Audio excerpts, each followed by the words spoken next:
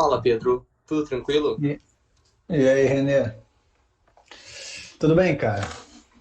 Tudo bem, tudo bem. Eu nem anunciei pra ninguém, mas tu acho que tu viu lá no grupo, né? Estamos fazendo essa Cara, live com um convidado entre nós.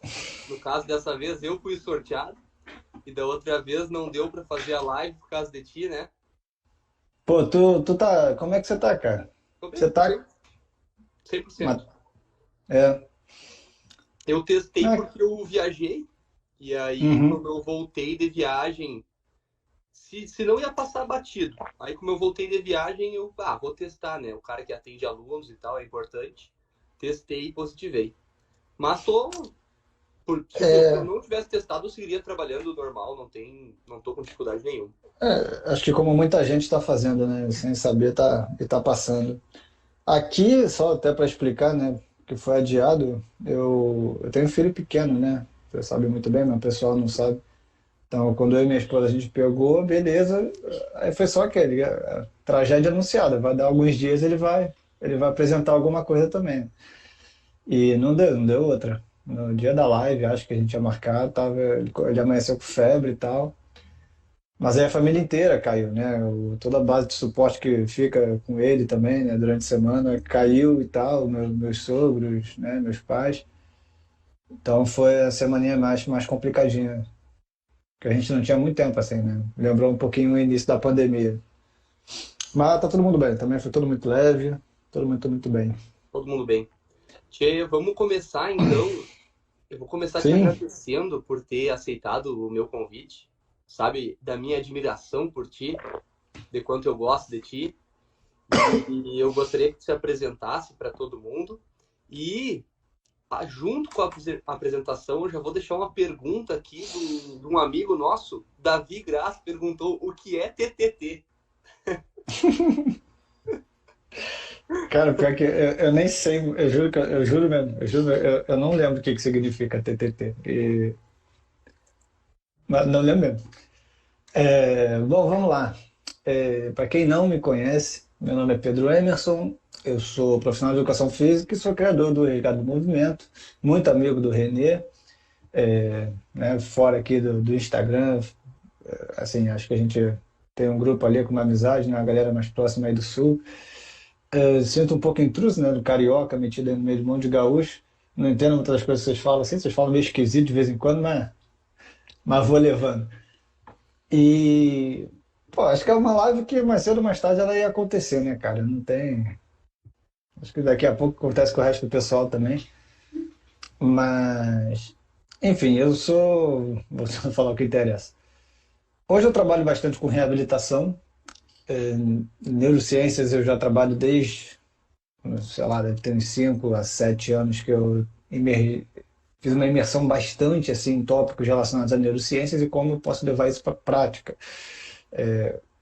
Como eu trabalho com reabilitação há muito tempo, muito próximo de fisioterapeutas, então eu consigo conversar muito bem fazer talvez muito bem esse elo entre a fisioterapia e a educação física.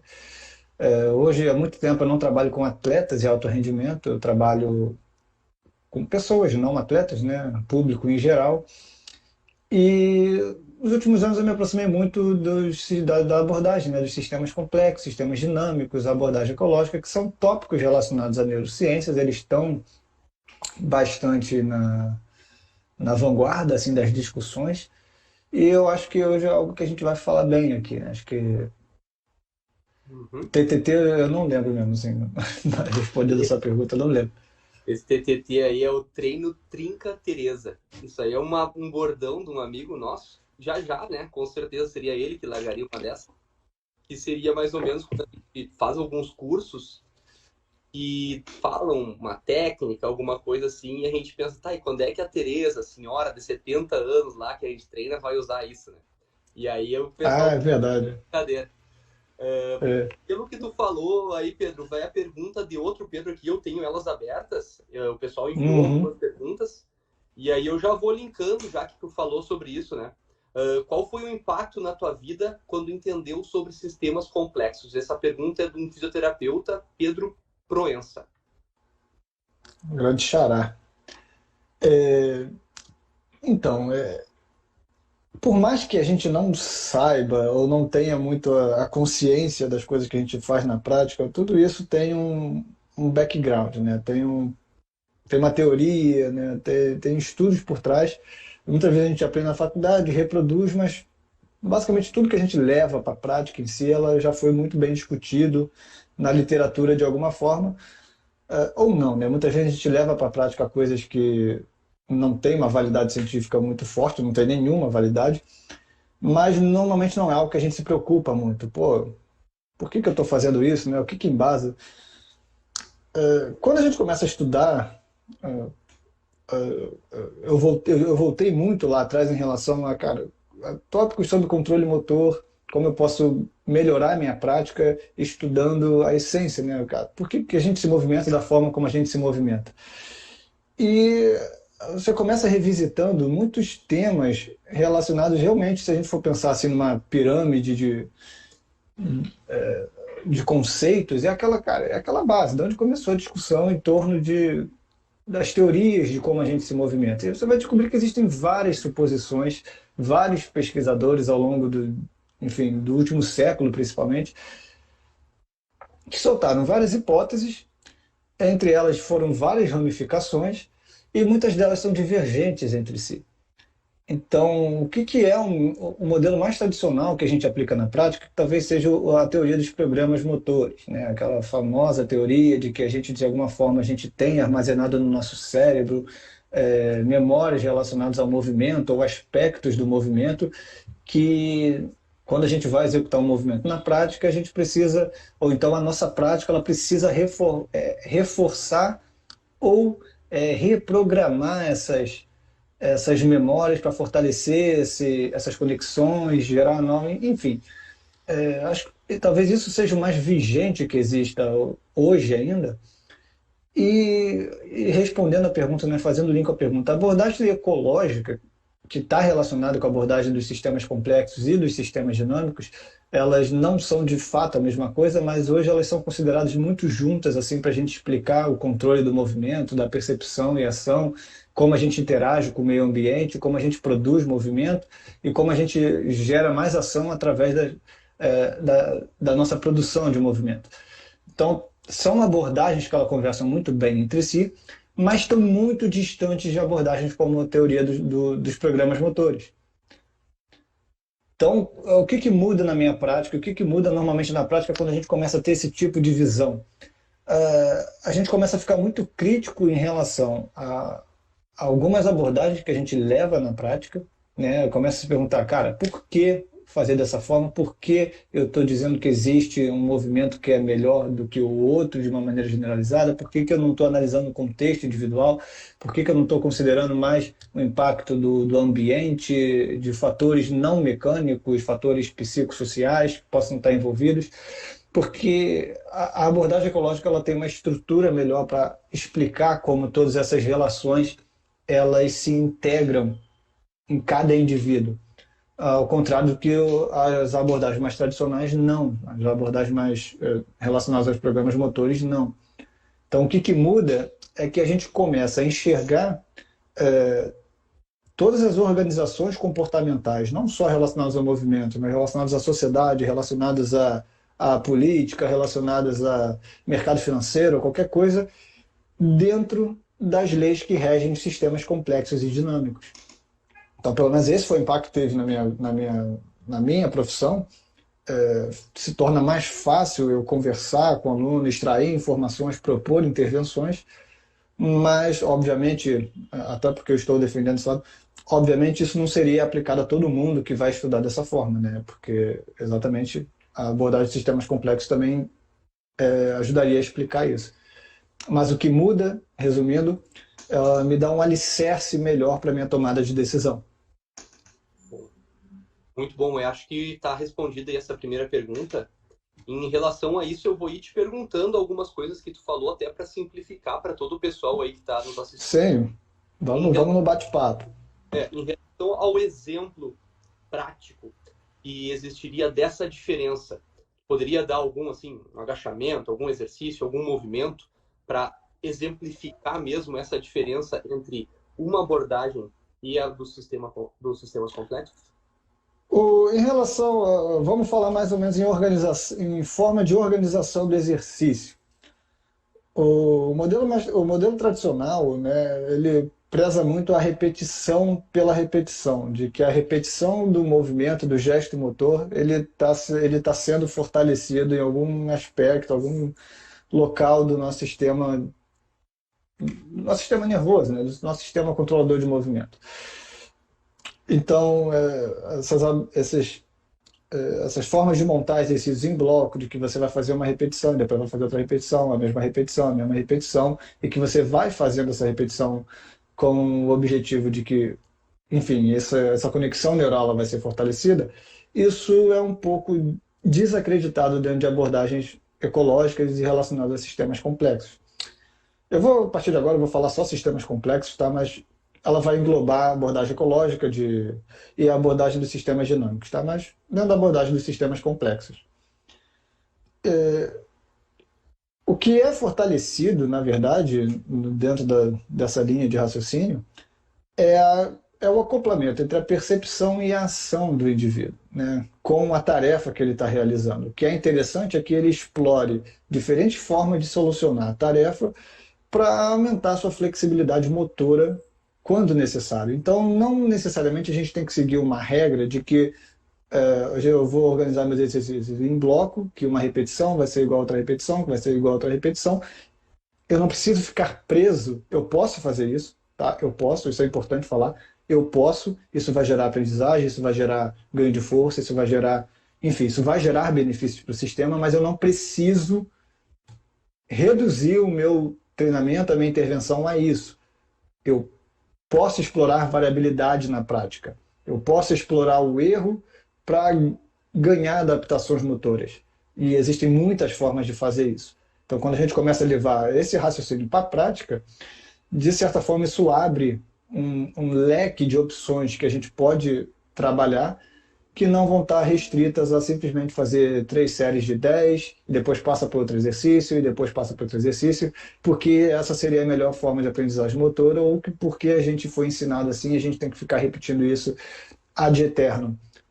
Não, eu posso explorar a variabilidade motora na prática, eu posso explorar exercícios que vão aumentar a variabilidade motora ou que vão diminuir a variabilidade motora se eu tiver uma boa pergunta, uma boa hipótese e eu achar que essa é a melhor intervenção para enxergar um desfecho favorável. Mais uma vez, eu posso explorar a variabilidade, mas eu também posso fazer essa organização em bloco. Uma coisa não anula a outra. Tá? Ela não deixa de ter sua validade, ela vai gerar aprendizagem, mas talvez não da forma como abordagens mais tradicionais esperam que isso aconteça. Sim. Eu gosto muito dessa tua forma de visualizar as coisas, de compreender as coisas.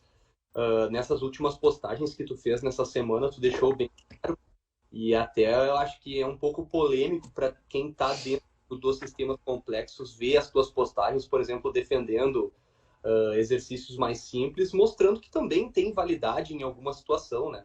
Tudo dentro de um contexto específico. Eu acho bem legal isso. E é polêmico, alguns até me mandaram umas perguntas sobre isso.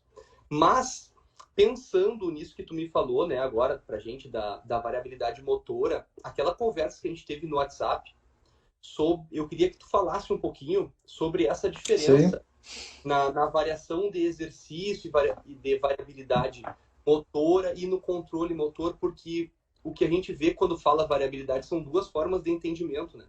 Uma é que é variar os exercícios, lá vão ter, tipo, eu fiz agachamento, agora faz avanço, agora faz afundo, agora faz olhando para o lado, agora faz olhando para cima, agora levanta um braço, levanta um dedo, dois. E aí tá variando. E a outra seria realmente realizar a mesma tarefa de maneiras diferentes, que sempre vai acontecer, né? Então, se tu puder falar um pouquinho sobre isso, Cara, ou eu posso, que tu... posso. Aí eu vou pedir agora, talvez um tempo maior de resposta, só para fazer uma introdução em relação primeiro a o que são sistemas complexos, assim, o que é e talvez o que não é de uma forma bem resumida.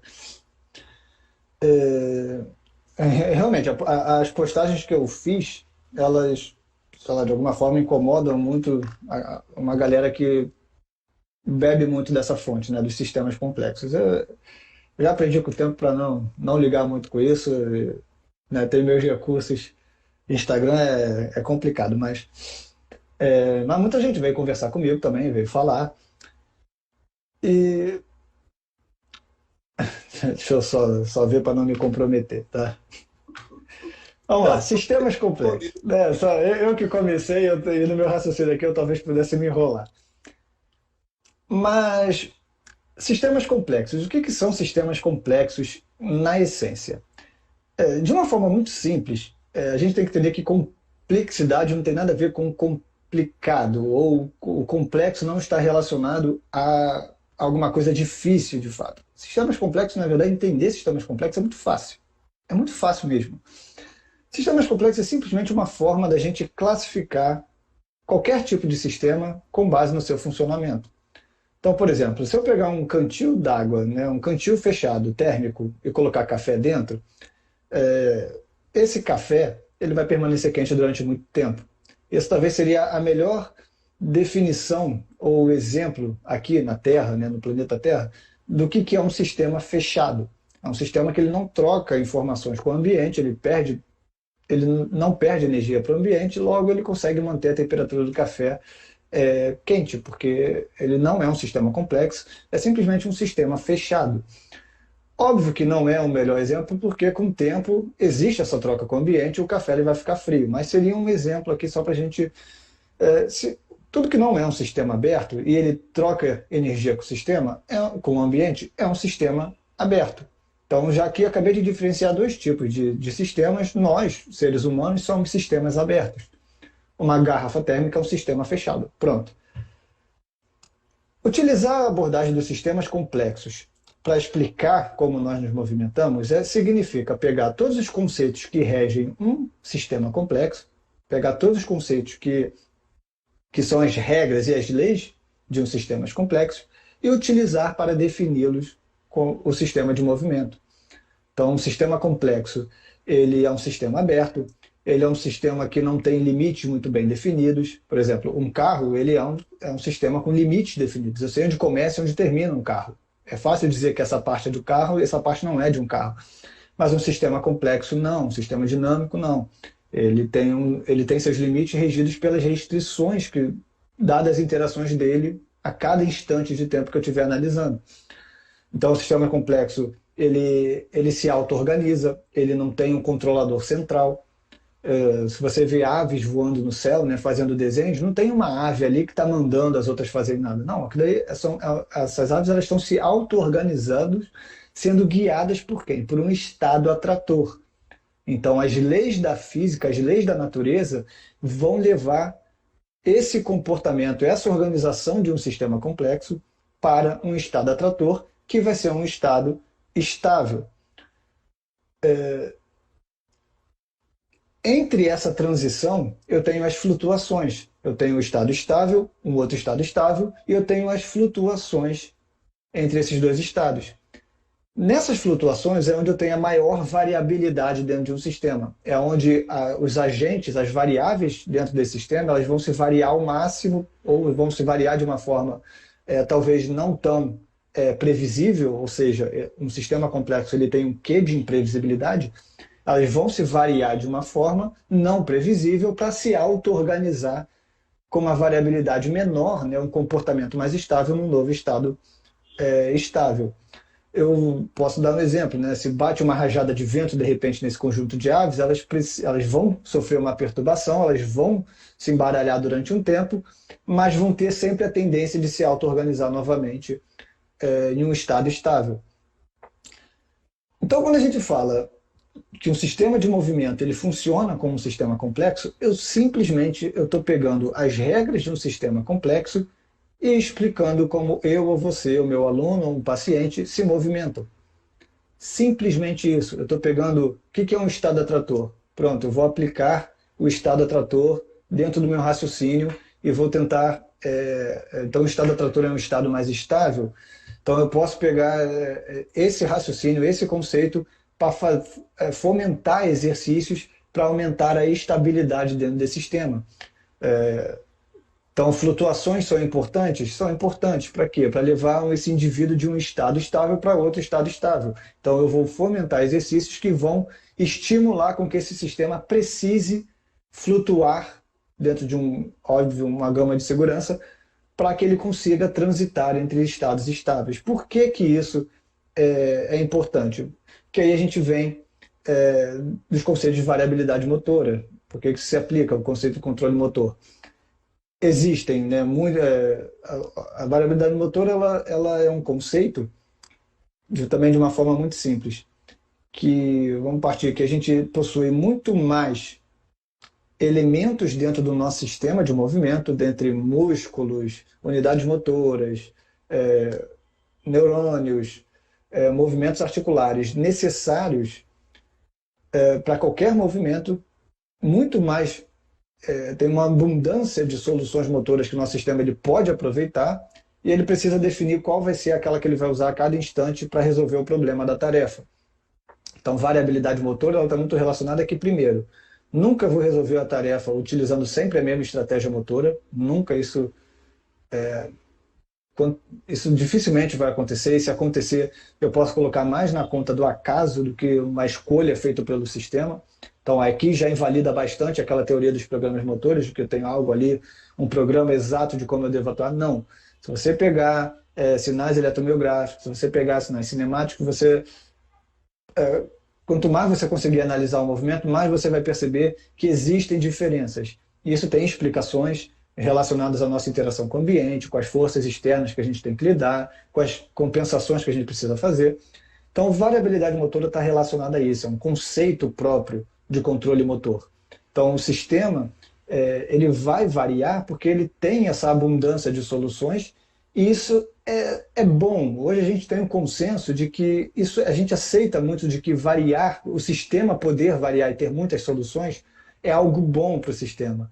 Porque se uma dessas soluções falha, ele ainda consegue manter o desempenho estável para solucionar a tarefa. Um exemplo muito simples, se eu estou fazendo um trabalho de força, pode ser uma cadeira extensora, ali muitas repetições eu estou chegando na fadiga, eu vou ter várias fibras musculares que já foram para o espaço, não conseguem mais disparar potencial de ação, não conseguem mais ter contração. Mas eu tenho outras que são capazes de fazer isso e compensar aquela que não está funcionando mais, que não está disparando mais. Então eu tenho muitos elementos ali que vão me dar esse suporte. E esses sistemas complexos conseguem explicar isso. Por que que isso acontece? O sistema está variando ali dentro de flutuações e estados atratores para selecionar aquelas opções motoras que ele tem disponível. Então, o que eu vejo hoje também em muita gente que trabalha com sistemas complexos, eu tenho um pouco de receio de estarem tentando transformar isso numa metodologia, né, num novo treinamento funcional, sei lá, banalizar um pouco alguns termos e que a única forma de treinar ou de reabilitar é aquela que vai fazer determinado tipo de exercício, porque aquele agora é o exercício correto que está no hype, que está na moda. Eu tenho medo porque, cara, é simplesmente pegar conceitos e aplicar. Pegar conceitos e aplicar e você consegue fazer essa leitura com qualquer movimento. Então você precisa ter, primeiro, um desfecho muito claro na sua mente. O que você quer alcançar com esse tipo de exercício? É melhora de ganho de força? É prevenção de lesão? É diminuição de dor? Pronto, você tem que ter um desfecho claro, uma capacidade de analisar se aquela intervenção ela produziu o efeito necessário ao longo da escala de tempo necessária que você está querendo observar, e observar como é que esse sistema ele vai evoluir, que outros efeitos secundários podem acontecer dessa sua intervenção, né? Porque você está praticando uma atividade física, está praticando movimento, você vai ter efeitos secundários que também você não vai conseguir mensurar, mas que eles fazem parte da prática constante de atividade física.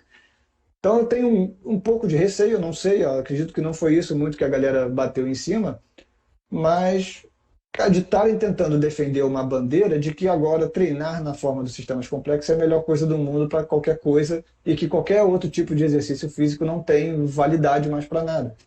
Não tem validade mais. Então, uma cadeira extensora não é mais válido para melhorar a capacidade motora de um idoso, por exemplo, para tornar um sedentário mais ativo e melhorar a função de uma pessoa que esteja precisando do mínimo de atividade física, de manter um mínimo, de estimular mais pessoas a praticar atividade física e coletarem esses benefícios secundários da atividade física. Então eu tenho um pouco de receio da galera estar indo para o 8 ou 80 e estamos repetindo o mesmo círculo, o mesmo problema que a gente não consegue sair de ficar sempre nas modinhas, nos hypes da educação física e da fisioterapia também, né? E depois de conhecer muito fisioterapeuta, eu descobri que lá também sofrem com isso. Eu falo bastante dessa questão das modas, é que o profissional ele gosta de estar numa caixa, inserido numa caixa, porque isso deixa ele também numa zona de conforto. Então, quando fala, vou fazer crossfit, tu tá ali naquela caixa e tudo que tá fora, tu simplesmente ignora e não é bom. O bom é isso aqui, que tá na minha caixa. E aí a gente pode botar qualquer nome nessa caixa, né? E eu vejo que o teu medo é, inclusive, essa caixa tá os sistemas complexos hoje. Agora, o bom é isso. Funcional não presta. É, E tudo eu acho que eu lembro lá no nosso grupo, cara, de eu comentando que eu lembro de eu começar algumas discussões em torno de sistemas dinâmicos há alguns anos atrás no grupo e também anunciar, cara, prestem atenção, daqui a pouco vai ter muita gente falando disso, vocês vão ver todos esses gurus, né, essa galera aí que está há muito tempo no mercado vão começar a falar disso e não deu outra. Começaram a mandar slides do que não sei quem lá de fora estava fazendo, que o criador do método tal agora. Aí, os slides, sistemas complexos. Pô, maneiro, eu acho legal difundirem esse conhecimento, acho legal para unificar a linguagem, né, para que, cara, eu fale e você entenda o que eu esteja falando, porque esse sempre foi um grande problema que eu tenho, né, eu tenho aqui no Resgate, é eu começar com um discurso, um raciocínio.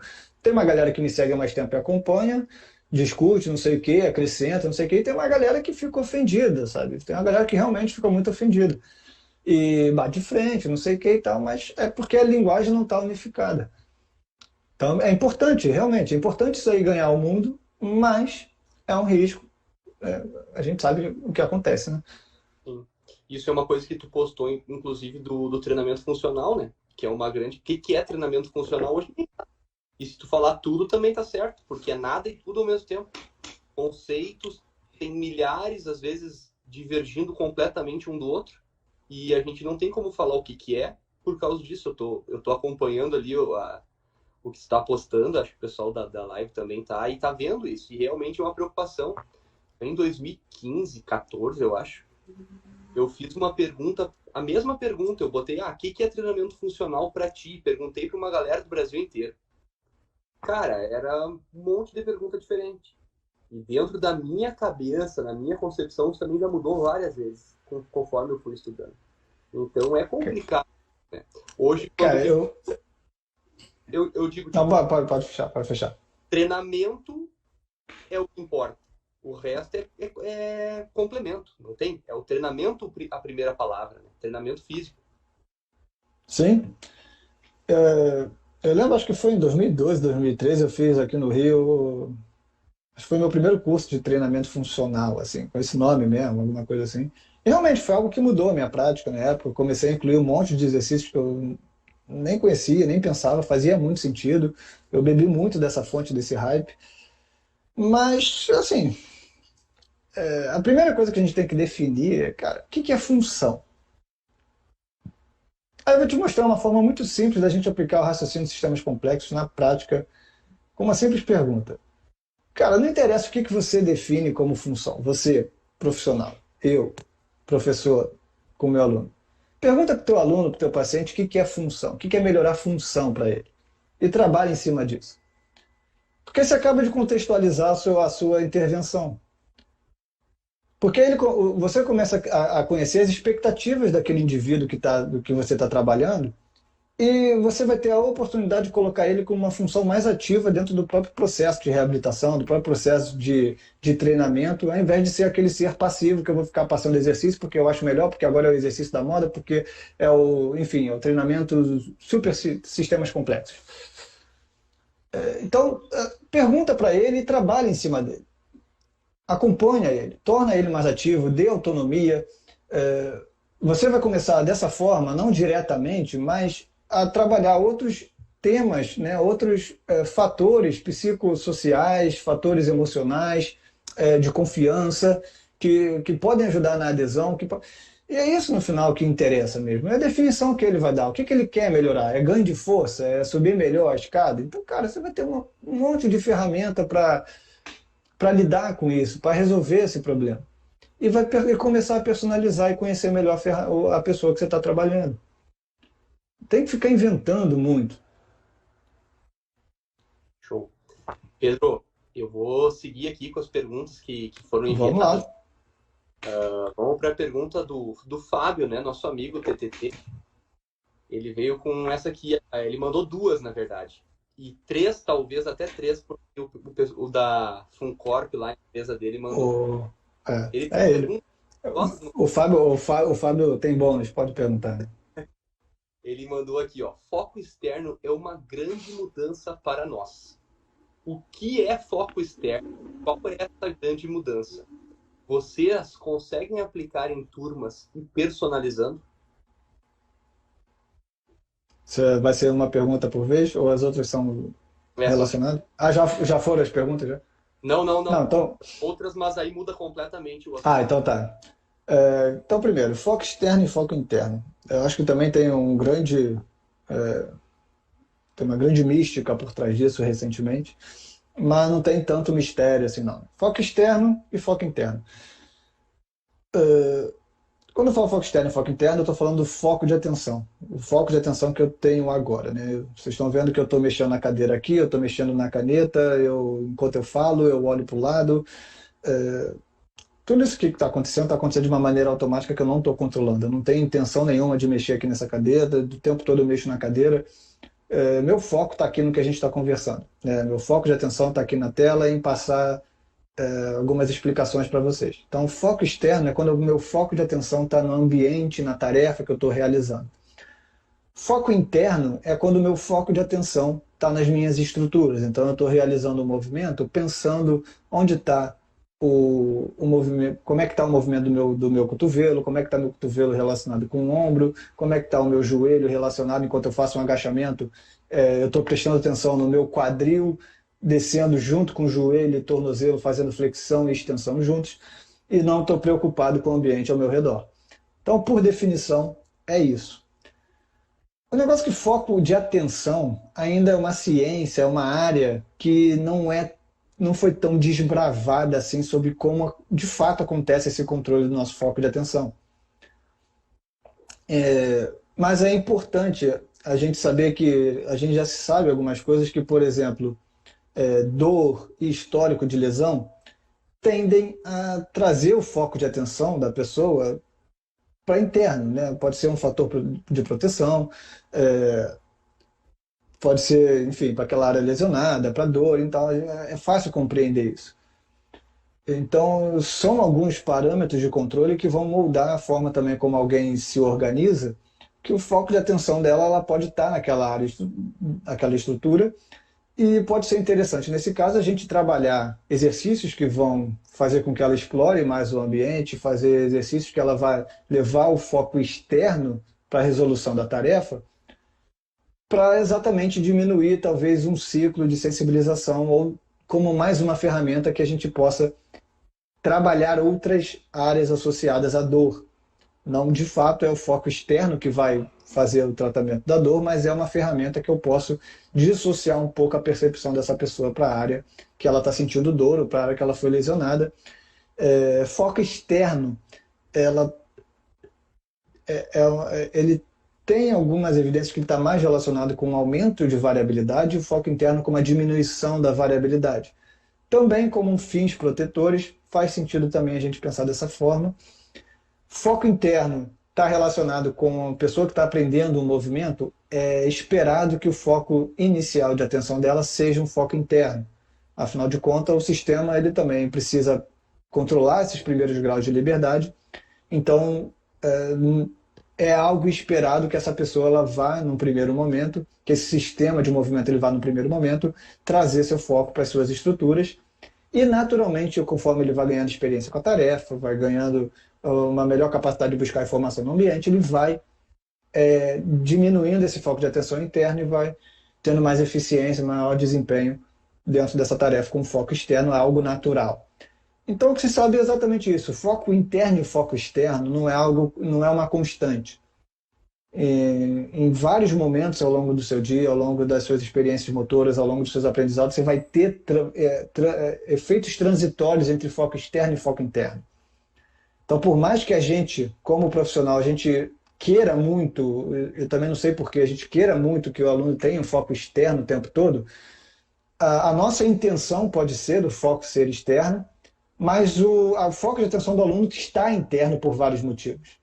E a gente não tem, o aluno não tem, muitas das vezes, cognitivamente, como mudar isso naquele momento. A gente tem que criar oportunidades para que em algum momento ele tenha esse controle, essas alterações. Então, não, eu acho que não é algo que a gente deva colocar num pedestal em nenhum momento e simplesmente usar como mais um recurso para modular a variabilidade motora, dado cada contexto. Não adianta ter uma turma com vários alunos e querer que, ao mesmo tempo, todos tenham foco externo, todos tenham foco interno. Foco interno é algo bom, a gente entende que ele é algo ruim, não é, é natural. Para aprendizagem de movimentos, ele é normal um foco interno, então a gente pode aproveitar isso. Uma pessoa que tem um foco interno muito grande, por causa de dor, a gente pode aproveitar em algum momento muitos exercícios que vão trazer consciência corporal, controle, enfim, qualquer coisa que você queira chamar, mas para realmente trazer esse aluno para dentro da dinâmica dos exercícios, com o tempo a gente vai fazendo essa transição para exercícios que vão buscar foco externo. O que eu recomendo é não só ficar trabalhando com foco interno, isso eu não recomendo, né? Não recomendo mesmo, que busque alternativas com tarefas motoras e soluções no espaço, mas que também não fique simplesmente achando que foco interno é algo ruim. É um recurso que a gente pode utilizar. E ponto. Eu acho que como tu falou ali, me tem muito na cabeça a questão da hipervigilância em pessoas que passaram por um processo de dor, né? Elas tendem a focar muito na articulação ou no pedaço do corpo que elas têm dor, vamos falar assim. E aí esse foco interno é sempre ali, né? Ah, mas se eu ficar nessa posição, vai doer mais. Se eu ficar assado, vai doer mais. E a gente tem que, muitas vezes, utilizar desse recurso que a gente falou do foco externo para a pessoa tirar um pouco dessa hipervigilância do local que teve dor ou que tem dor nesse momento. Acho que tu falou bem em relação à periodização. Não sei como é que foi a questão da pergunta. Eu vi que o Fábio está aqui na live. Se ele quiser mandar algum complemento, não tem problema. Mas acho que é importante também, como tu falou, liberar para ter foco interno, foco externo, não ser uma coisa tão regrada, né? Sim. Tão super valorizada, como tu falou, usando as suas palavras. E em relação a turmas também, acho que tu complementou legal. Então, tem várias estratégias, eu não sei se tu quer citar alguma delas que tu possa usar, mas quando eu vejo necessidade em algum movimento, claro que para turma é muito difícil, porque normalmente eu trabalho de maneira individualizada, mas tu manda olhar para cima, tá tendo um foco externo que todo mundo está recebendo ao mesmo tempo, né? Dependendo do objetivo, é válido ou não. Eu também não tenho, cara, faz, sei lá, uns 8 anos que eu não trabalho com turma ou mais de 3 pessoas, assim. Então, experiência com muitas pessoas e um comando verbal é nula, há muito tempo. Eu nem gosto. Eu gosto de trabalhar nem com dupla, eu gosto muito. Individualizado eu tenho um controle melhor. Mas é que nem a sala de aula, né? Você tem 30 alunos e um professor fazendo o mesmo input ali, tá passando o mesmo conteúdo. Cara, cada um deles vai absorver de uma forma, dado seus filtros. Uhum. Eu recomendo mesmo, não é algo que a gente tem que ficar martelando. Vai ter gente que vai ter benefícios trabalhando com foco interno, vai ter gente que vai ter benefícios trabalhando com foco externo. Eu acho interessante, falando em variabilidade motora, em melhorar a adaptabilidade motora, em melhorar capacidade de solução de problemas motores, que a gente consiga servir, né, criar oportunidades que essa pessoa ela vai poder vivenciar dos dois tipos de foco. Mas uma forma de fazer isso é trabalhar com objetos, com alcance, com, né, com pegada, com pé, com a mão, enfim, soluções, coloca um peso, cara. trabalha com peso. Não tem como a pessoa manter um foco interno durante muito tempo com uma demanda muito alta. A própria demanda da tarefa, né, se eu coloco velocidade, se eu coloco carga, sobrecarga, a própria demanda da tarefa já vai fazer o foco transitar para o externo. Assim, a gente já faz isso. Isso que é importante, a gente já faz isso. Simplesmente sem saber muito. E talvez nem precise. Pode ajudar muito a gente entender o contexto de cada pessoa. Casos de hipervigilâncias, né, não é tão difícil a gente encontrar isso no dia a dia, mas muitas das vezes, se a gente ficar insistindo em trabalhar com foco externo, tirar o foco do problema, tirar o foco da pessoa, você pode ter efeito rebote ao contrário, aumentar a hipervigilância. Tá? O sistema, muitas das vezes, ainda vai querer ali se manter com foco interno naquela região, porque a pessoa não tem um controle cognitivo disso. Isso é importante a gente mensurar, saber, conhecer, né? Então não é um vilão nem mocinho os focos. São simplesmente, na minha opinião, são simplesmente ferramentas. Ferramentas que a gente pode utilizar. Agora até eu comecei a pensar aqui em relação a turmas. No momento que eu mais aplico isso, eu vou te dizer que é quando eu estou ministrando cursos do treinamento tridimensional, né? E aí acaba para demonstrar cadeias de reação que são comuns. Por exemplo, alcança no lado direito. Todo mundo vai alcançar do lado direito e vai ter uma cadeia de reação lá no pé. Isso são coisas que eu até faço dentro de um grupo, principalmente nos cursos que eu ministro, né? Mas fora isso, para utilizar mais desse conteúdo é realmente no 1 para 1. Seguindo, Pedro, não sei se tem mais alguma coisa para complementar.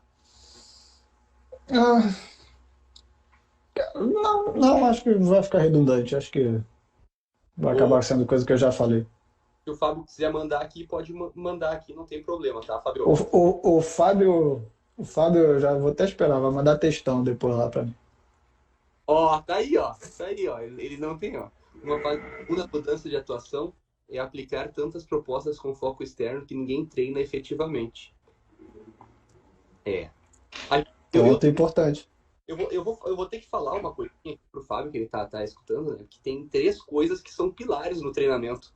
Que é a carga, o bullying e o griteiro. Isso aí a gente já discutiu muito sobre isso. E o Fábio gosta. Mas isso é verdade mesmo. Você tem que medir na balança o que é mais relevante dentro do treinamento, né? Se realmente que adaptação que você quer, que o cara tenha um foco externo, simplesmente um foco externo, preste atenção na solução, você quer adaptações realmente de ganho de força, ganho de controle, ganho, enfim, né? De ganhos cardiorrespiratórios, o que é mais relevante, né? Seguindo então aqui, ó, o Fábio quer polêmica. Ele falou aqui, ó, pensando periodização.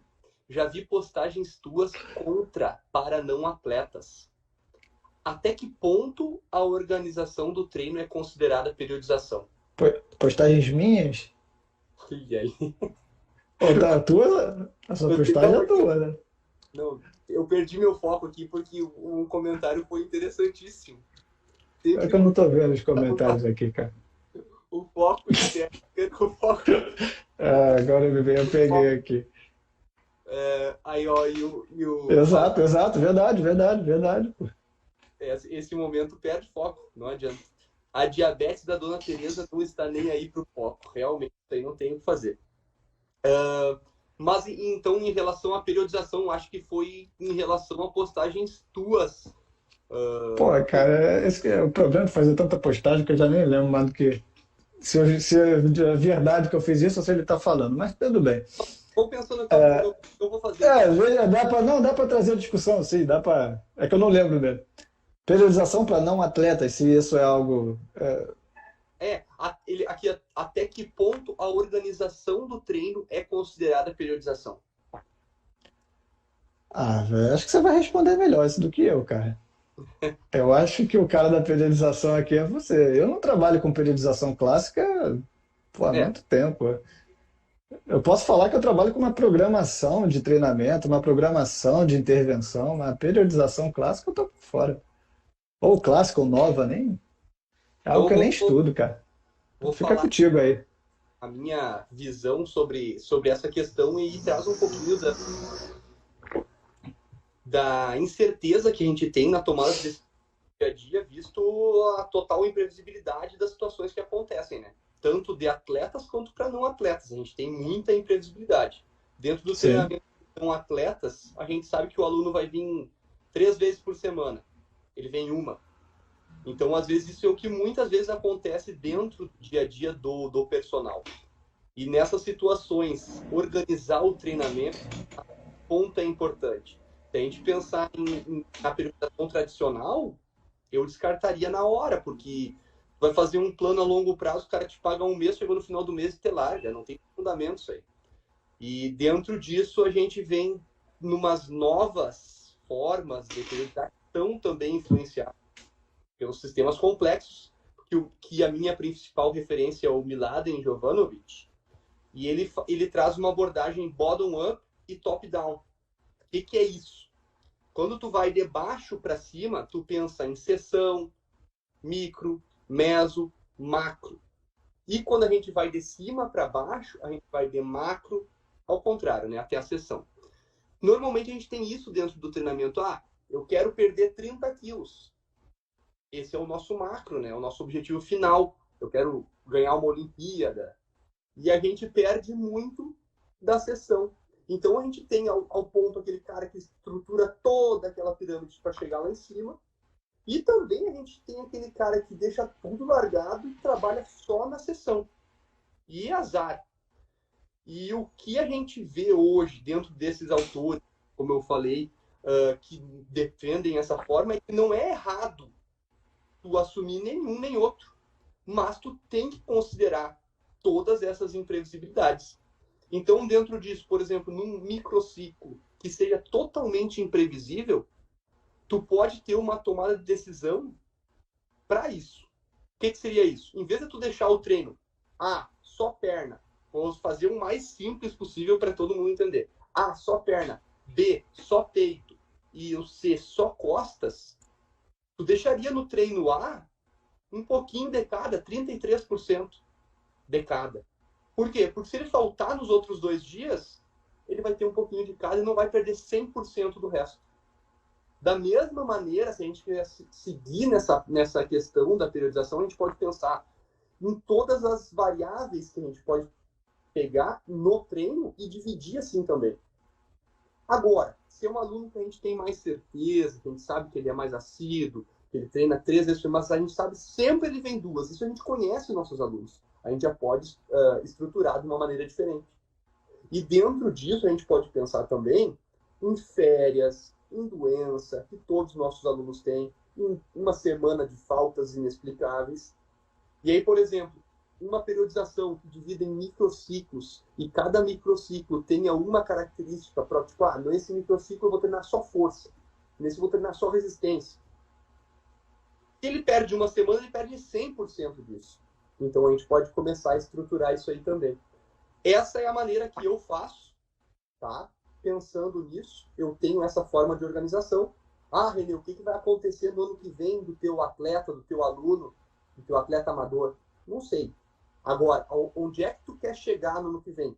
Eu quero chegar no ponto X, Y, Z. Ele vai estar assim, assado. Esse é o meu imaginário. Agora, o programa ele está montado para isso, né?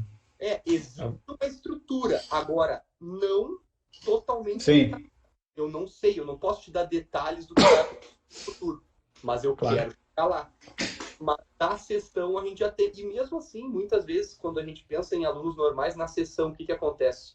O cara chega com uma dor do nada, a gente já tem que mudar toda a sessão de treino. Então, sim, essa parte da periodização, a gente pensa na tradicional, ela falha 100%. Não tem como tu manter isso. Bom, cara, belos insights que você acabou de trazer.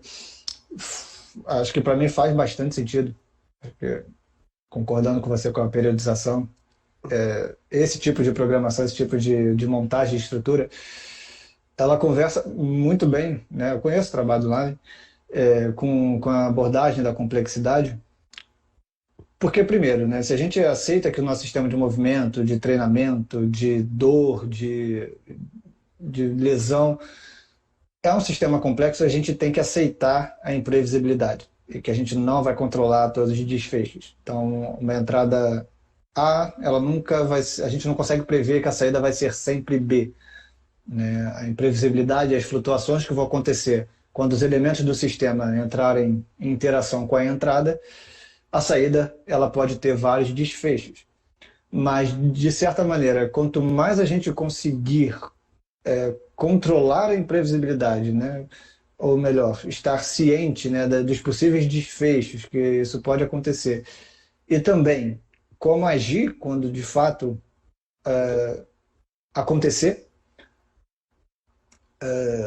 melhor o nosso controle. Aí, de fato, esse tipo de periodização eu acredito que ela vai tender a funcionar. Bem interessante. Vou até trocar ideia mais contigo depois.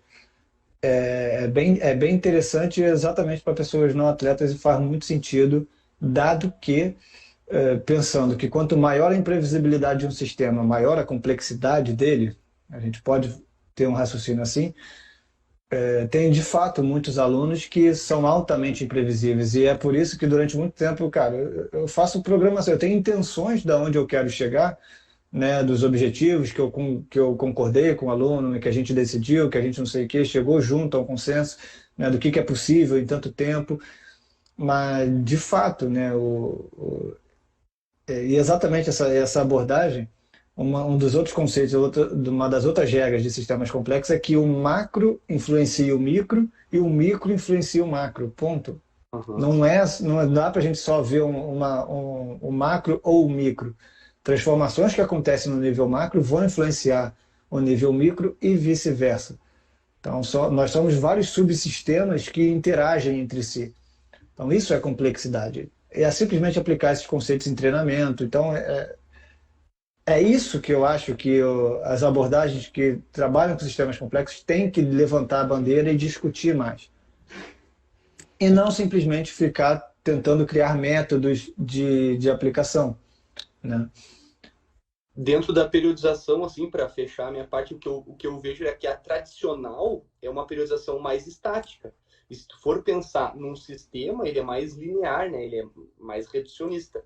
Se tu pensa numa periodização mais moderna ou para uma pessoa normal, cada vez mais ela vai ter mais variáveis. Logo, ela vai ter que ser mais dinâmica, ela vai ter que mudar, vai ter que estar preparada para isso. Então, a gente tem que ir também no dia a dia, né? Não necessariamente só para pessoas não atletas, né? Mas Falo aqui, atletas vão se beneficiar desse tipo de raciocínio também, né? E muito.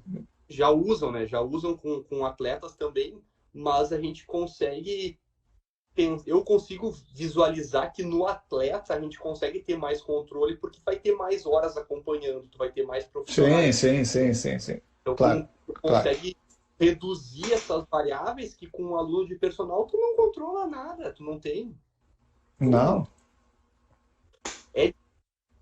Pedro, seguindo aqui, ó, eu vou fazer mais uma pergunta enviada nas perguntas ali, na perguntinha dos stories. Ó.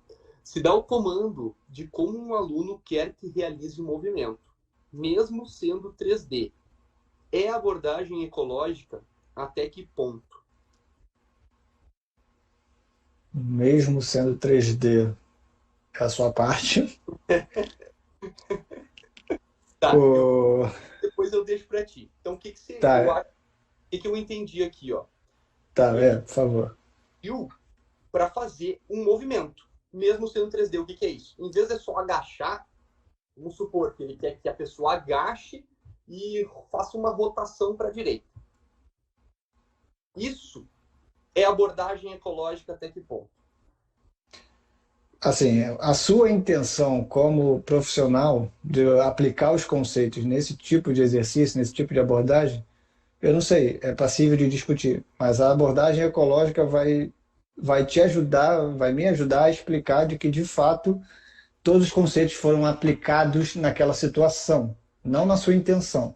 Então, o aluno, ele percebeu você fazendo, ele coletou informação, ele se auto-organizou durante o movimento, ele executou o movimento da melhor maneira que ele conseguiu controlar os seus graus de liberdade. Ele recebeu feedback interno, né, negativo e positivo ao longo desse movimento dele, para ele fazer suas correções, explorar toda a variabilidade motora que ele tinha ali. Então, de fato, o fenômeno da complexidade, ela aconteceu, ela existiu ali. Por isso que eu acho que não dá para ficar descartando que eu posso, se eu tenho um desfecho, se eu quero um movimento, eu posso verbalmente falar e descrever o exercício. Eu posso e observar.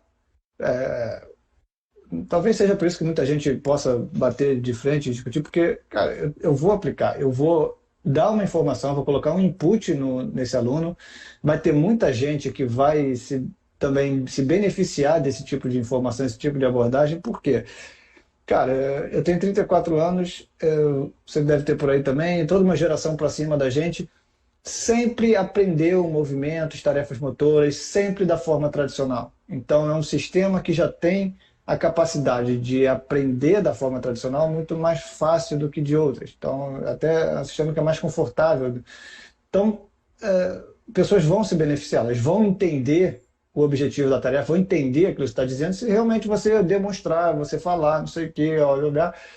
Pronto, se o seu objetivo é que ela entenda o objetivo da tarefa, cara, faça isso da forma mais clara e que vai conversar melhor com a pessoa. Então, faz sentido para mim, dentro de cada contexto, utilizar atletas que têm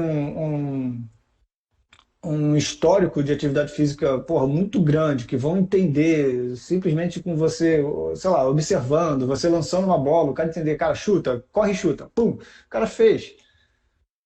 Sei lá, tu cria uma situação de jogo, o cara pá, fez, cara. O cara tá resolvendo os problemas ali porque ele tem esse background, é mais fácil, ele consegue fazer essa leitura. Então ele pode se beneficiar de um outro tipo de abordagem. E não que um aluno você não consiga começar de uma maneira mais direta, mais repetitiva, mais clássica, e depois você ir colocando outros elementos que e experimentando outras formas de ensino-aprendizagem motor nesse aluno. Então, eu não consigo ficar muito restrito e ficar encaixotando as coisas. Talvez, voltando lá naquela primeira pergunta que alguém me fez de como isso modificou a minha profissão, é que eu não consigo mais. Simplesmente isso acabou. Não consigo mais colocando etiquetada do que é complexo, do que é tradicional, do que. Não. Eu quero entender como é que o sistema do meu aluno está absorvendo as informações que eu estou passando, absorvendo as informações que fazem parte da tarefa que eu estou fazendo e lidando com as restrições que eu estou colocando. Como é que ele está solucionando os problemas motores? A partir disso, eu consigo fazer minha análise, as correções se necessárias e as evoluções se necessárias também. Porque eu tenho um desfecho, claro, aonde eu quero chegar. Então, eu acho que talvez o erro seja, o erro não, mas o equívoco da pergunta seja a tentativa de rotular o que é e o que não é. Uhum, entendi. Claro, tudo vai depender do objetivo da pessoa e por que ela está fazendo aquilo, por que ela começou a aplicar aquilo, né? Sim? Seguindo, eu não sei, Pedro, se tu tem tempo aqui, a gente está em 21 horas e 58 minutos. Cara, para mim, se já dá para fechar. A gente, cara, tá sendo ótimo para mim, a gente pode marcar um outro, mas Por hoje é só, pessoal. não, que com criança pequena em casa eu preciso dar um suporte. Um Perfeito. dia você chega lá, você vai entender. Espero que sim. Tem liga para chegar nesse nível teu aí ainda. Mas vai. A live acabando 10 horas, pode ser, né? Agora eu tô isolado, meu. Tô com Covid, Ah, não então, tem ninguém aqui, sozinho aqui, pra então, fazer um brinquedo. então hoje não, hoje não. Vai dar. Te agradeço muito. Vou falar que vou com certeza recortar uma parte dessa live, que é qual? A parte que tu concorda comigo sobre periodização. Vou colocar no nosso grupo. Isso, é claro, não tem. Para fazer vontade. Mas eu concordo com o seu ponto. Seu argumento foi muito bom. Vai estar lá no grupo amanhã, com certeza, só esse trechinho. Te agradeço aí mais uma vez por ter topado essa live. Eu falo algumas coisas às vezes que pode botar numa situação ruim, mas eu sou da resenha mesmo, sabe? Eu falo. Quero te Vai. agradecer, então, por ter respondido todas essas perguntas, por ter dado essa aula aí pra gente.